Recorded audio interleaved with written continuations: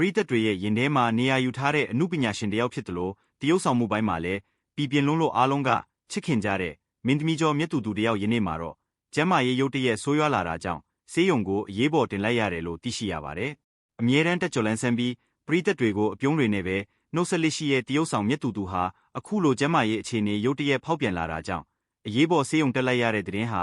လူမှုကွန်ရက်စာမျက်နှာပေါ်မှာပြန့်နှံ့သွားခဲ့ပြီးနောက်အမာခံပရိသတ်တွေနဲ့အမှုပညာမောင်နှမတွေအားလုံးအလွန်မင်းထိတ်လန့်စိုးရိမ်သွားခဲ့ကြရတာပါ။သူမဟာအမှုပညာအလုပ်တွေကိုအားသွန်ခုန်စိုက်စ조사လုပ်ကိုင်နေသူဖြစ်ပြီးပရိသတ်တွေနဲ့လည်းအမြင့်ပြတ်ထိတွေ့ဆက်သွယ်မှုရှိနေသူဖြစ်တာကြောင့်အခုလိုသတင်းဆိုးကိုကြားလိုက်ရတဲ့အခါမှာတော့အားလုံးကရေမကောင်းဖြစ်လို့နေကြပါတယ်။လက်တလောမှာတော့သူမရဲ့လူမှုကွန်ရက်စာမျက်နှာတွေနဲ့သတင်းအောက်တွေမှာချစ်ရတဲ့ပရိသတ်ကြီးက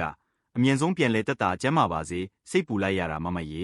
အမြန်ဆုံးနေကောင်းပါစေဆိုပြီးအားပေးစကားတွေနဲ့ဆူတောင်းစကားတွေကိုတဖွဲဖွဲရေးသားကစိတ်ပူပန်မှုကိုဖော်ပြနေကြပါတယ်။အမှုပညာလောကမှာသတင်းမွေးပြီးချစ်စရာကောင်းတဲ့စိတ်သဘောထားရှိလို့လူချစ်လူခင်ပေါ်များတဲ့မင်းသမီးကျော်မြတ်သူတယောက်လက်တလောကြုံတွေ့နေရတဲ့ကျန်းမာရေးဝေဒနာတွေကနေအမြန်ဆုံးသက်သာပြောက်ကင်းပြီးအရင်လိုပဲကျန်းမာရှင်လန်းတဲ့အပြုံးတွေနဲ့အမှုပညာအလုပ်တွေကိုပျော်ပျော်ရွှင်ရွှင်ပြန်လည်လုပ်ကိုင်နိုင်ပါစေကြောင်းကျွန်တော်တို့စာမျက်နှာကနေလည်းထပ်တူထက်မြစုမုံကောင်းတောင်းပေးလိုက်ရပါတယ်ခင်ဗျာ